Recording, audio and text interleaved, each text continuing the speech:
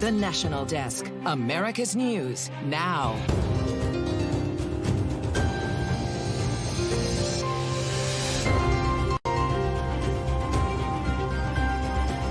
Take the time now to prepare so that whenever this thing is making landfall, you're already where you need to be. Tropical storm Beryl headed towards the United States, where and when it may make landfall and whether it can regain hurricane strength. Then a rash of shootings, violence, and holiday mishaps plaguing America's Independence Day celebrations, the latest on the victims. And cases for inflammatory bowel disease are on the rise across the country. Inside, the new treatments to fight the alarming trends for one at-risk demographic. This is the National Desk, America's News Now. I'm Amira David. Right now, tracking Tropical Storm Beryl as it makes its way from the Gulf of Mexico towards the Mexico-Texas border, expected to make landfall again on Sunday. While Beryl lost strength as it crossed the Yucatan Peninsula earlier today, the National Weather Service predicts it will regain hurricane strength tomorrow, possibly striking South Texas between Brownsville and Corpus Christi as a Category 1 or possibly a Category 2 hurricane late Sunday evening. There will be flooding. Yes, we just can't pinpoint it yet, but do not relax.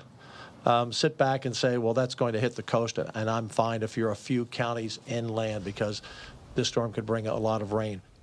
This morning, Beryl struck in Mexico as a Category 2 storm, hitting the resort town of Tulum, bringing torrential rainfall, heavy winds, and dangerous storm surge to the region. At least 11 people have died across the Caribbean islands since Beryl first hit Curacao on Monday. And more than 159 million people remain under heat warnings across the United States, with excessive heat warnings out on the West Coast. In the Southeast and Mid-Atlantic, heat advisories also in effect, with excessive heat warnings in Virginia, just south of the nation's capital. The heat wave has record keepers on notice at the Death Valley National Park between eastern California and Nevada. Forecasts predict temperatures to top 130 degrees at Furnace Creek between Sunday and Wednesday of next week, possibly getting close to the all-time high ever recorded on Earth, 134 degrees at Greenland Ranch in Death Valley on July 10th, 1913. And tonight, multiple investigations underway across the country after a flurry of gun violence that rocked major cities. In Philadelphia, a 14-year-old killed among 9 shot in a mass shooting that included 4 juveniles. In Chicago, 2 separate shootings within 90 minutes left 14 people wounded, the youngest victim just 15 years old. And in Boston, 1 killed and 6 hurt after several shootings following the city's 4th of July celebrations. In Ohio, authorities are holding 24-year-old Delonte Hardy on a $5 million bond on charges of aggravated murder of a Cleveland police officer.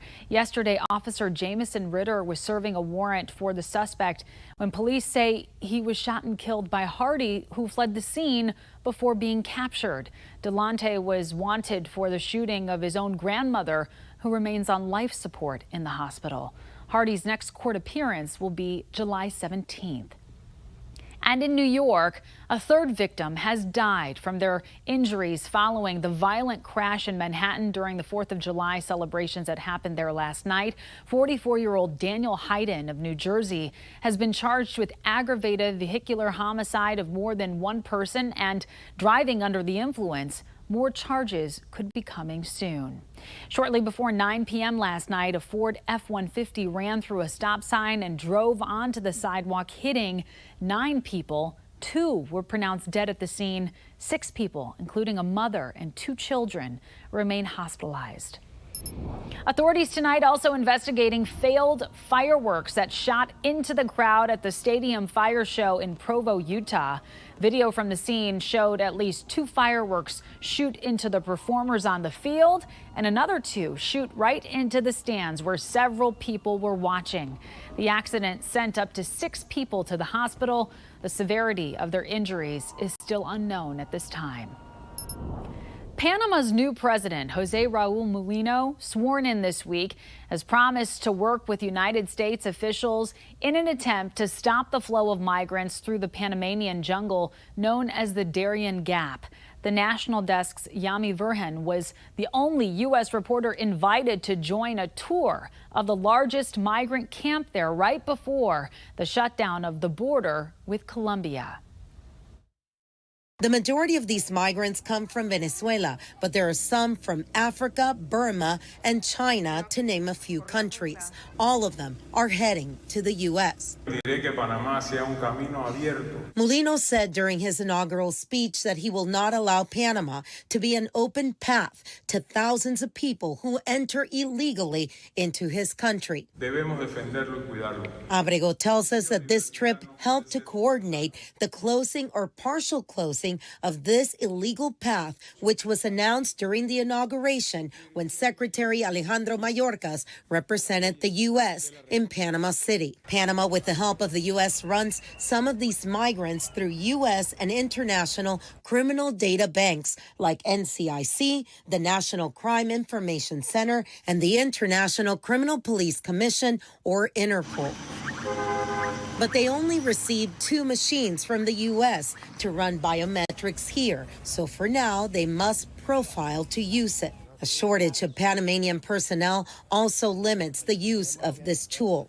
And that's where the transnational criminal organizations have the opportunity to get their coyotes or traffickers in by keeping an eye on their money-making machine. We traveled with a U.S. security expert who pointed out to us some young men with El Salvador's MS-13 gang tattoos and Barrio 18, others from Mexico, including the CJNG, who have no reason to be this far south crossing the jungle. According to Panamanian sources, what remains to be seen is whether the U.S. will keep their end of the deal and help Panama fly migrants back to their country of origin or the country where they last came from, most of them getting through Colombia. U.S. government sources tell us that Colombia has received the bulk of American money to try and stop the flow, while Panama has yet to receive similar financial support.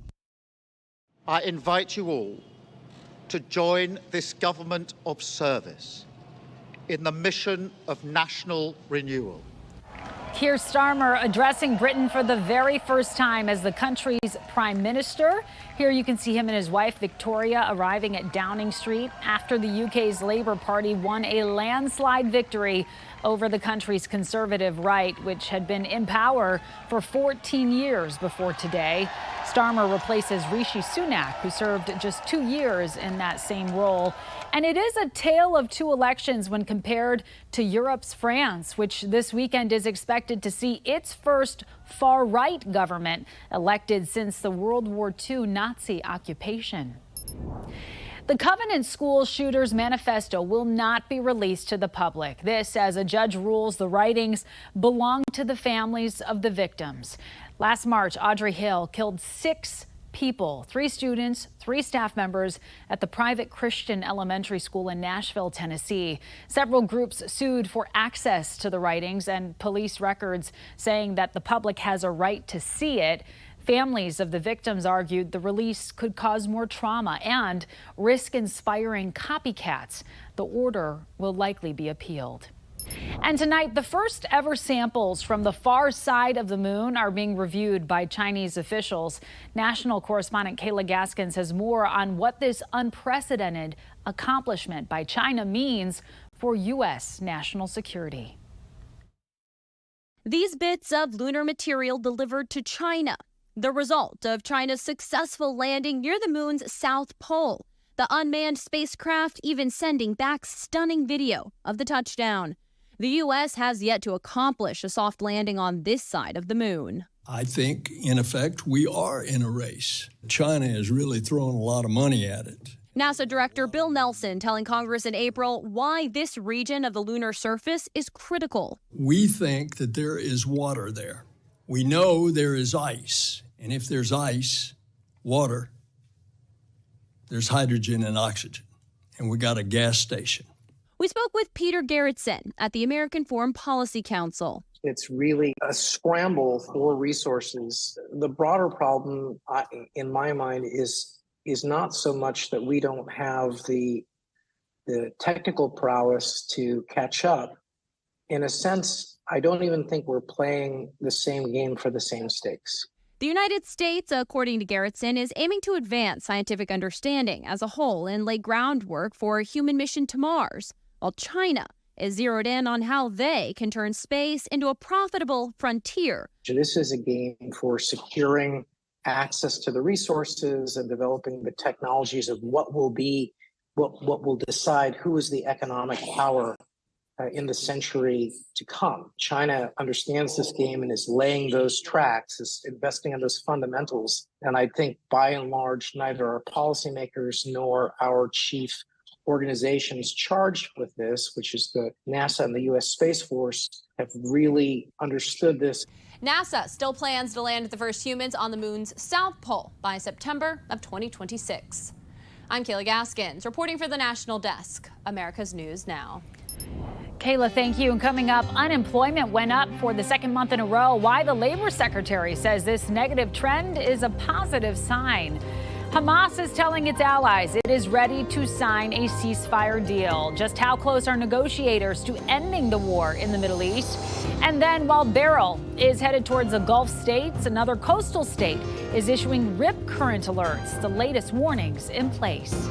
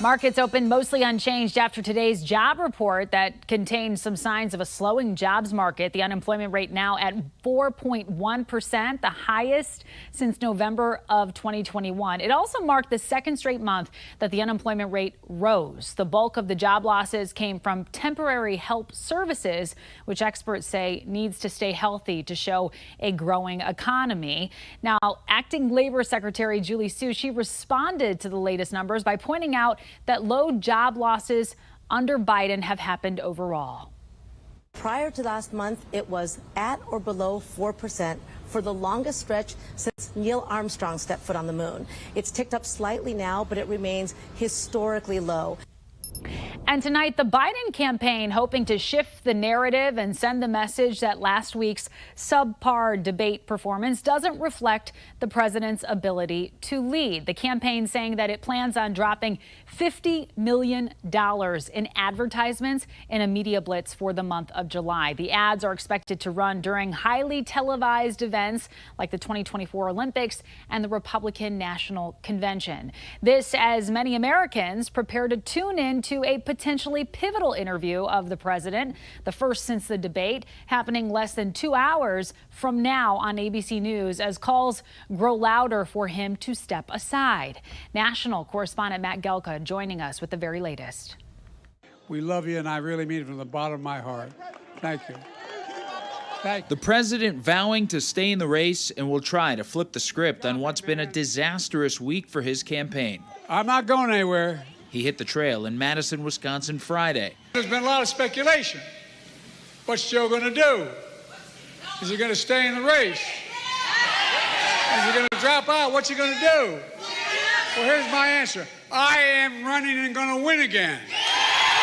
Poll numbers have shifted away from Biden and towards Donald Trump following last week's debate. 3 major polls from the Wall Street Journal, the New York Times, and CNN all have Biden trailing Trump by 6 points.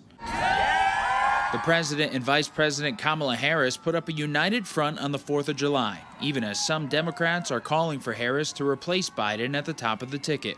That includes some big-name donors, including Abigail Disney. The Disney family heiress told CNBC she'd be withholding her money until Biden is out. She said in part, if Biden does not step down, the Democrats will lose. Of that, I am absolutely certain. Other elected Democrats think there's still time for the party to regroup without Biden. I think we still have time to put this thing on a winning course. There's every reason to believe that we can beat Donald Trump if we make a smart course correction right now.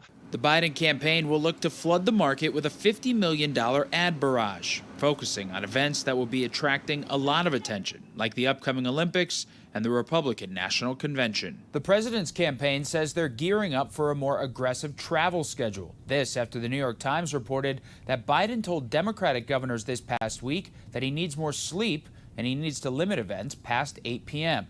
The White House press secretary said in response that Biden works around the clock. For the National Desk in Washington, I'm Matt Gelka.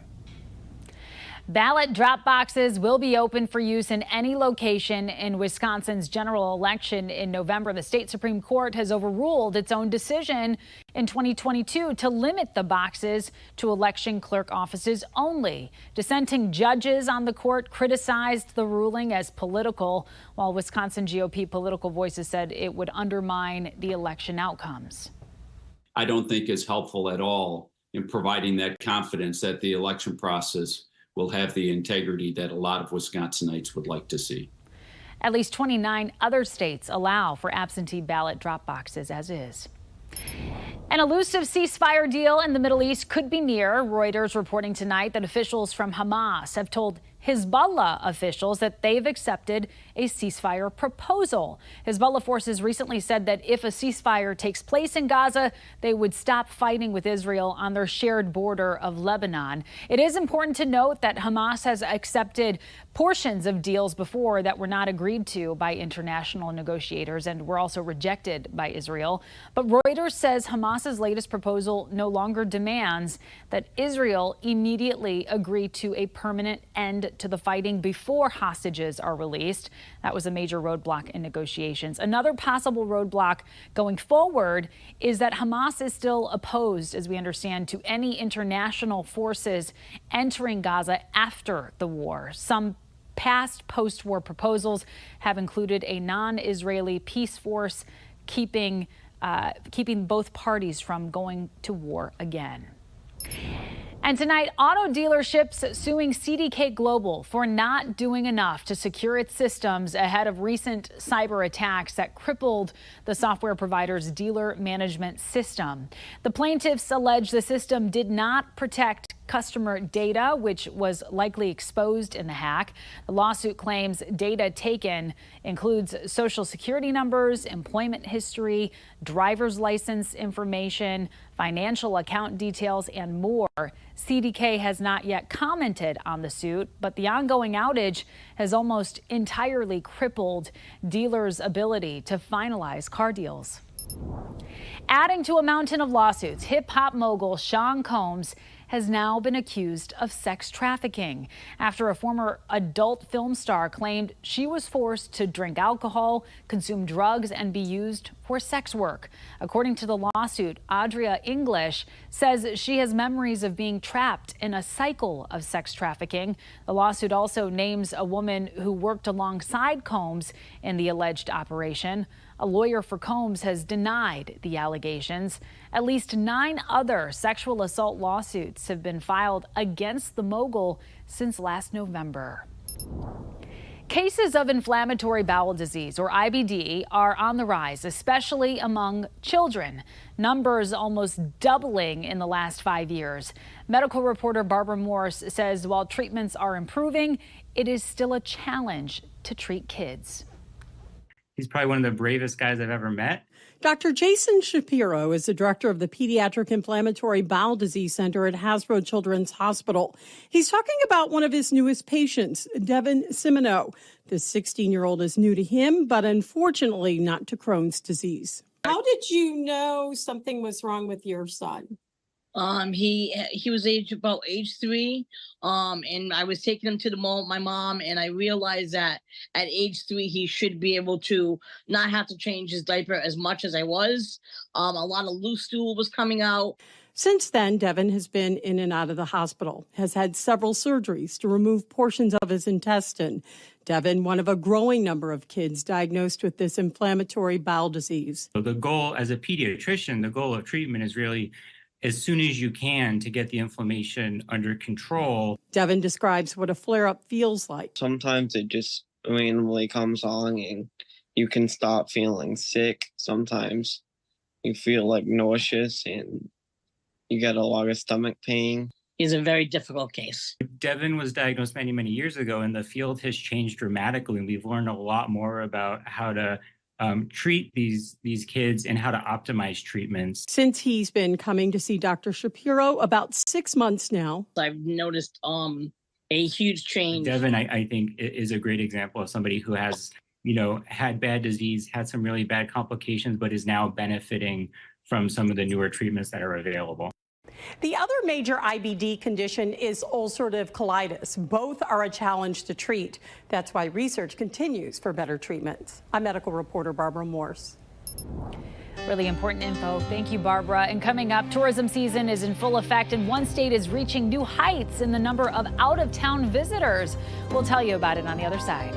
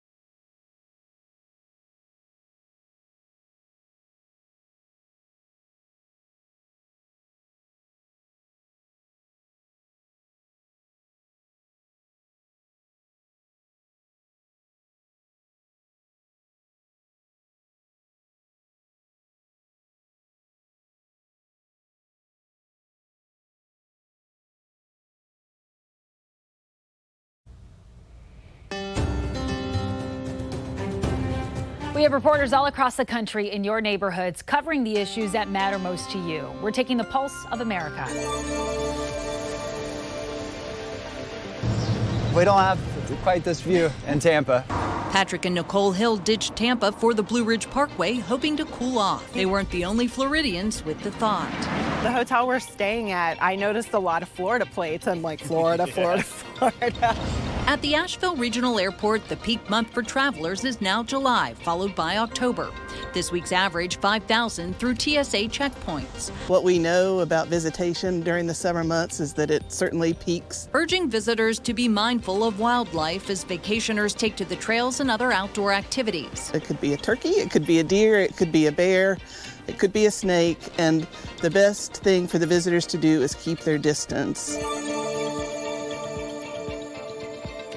This just might be the biggest black bear we've seen in a backyard.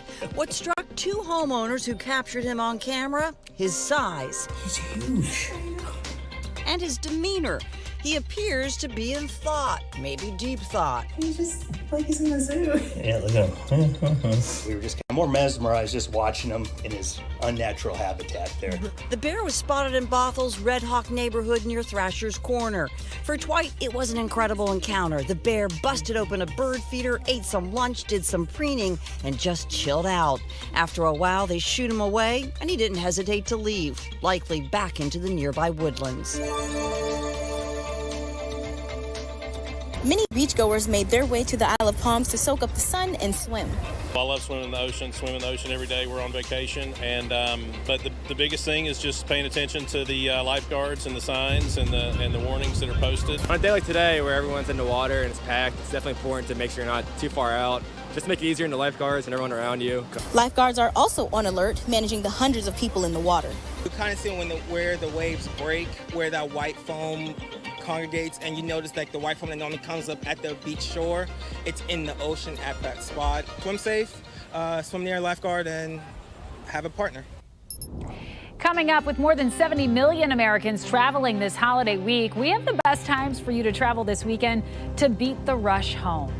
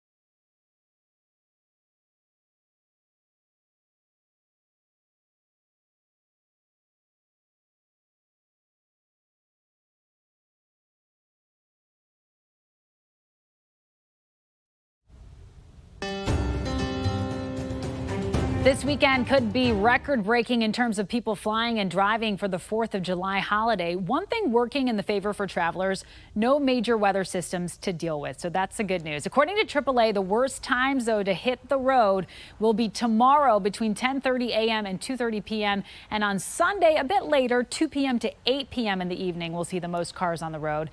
As for the best time to drive, try to be on your way before 10 a.m. to avoid the traffic. Safe travels if you are making your way home. That does it for this edition of the National Desk. Join us again this evening for more coverage on America's top stories. I'm Amira David, and have a great weekend.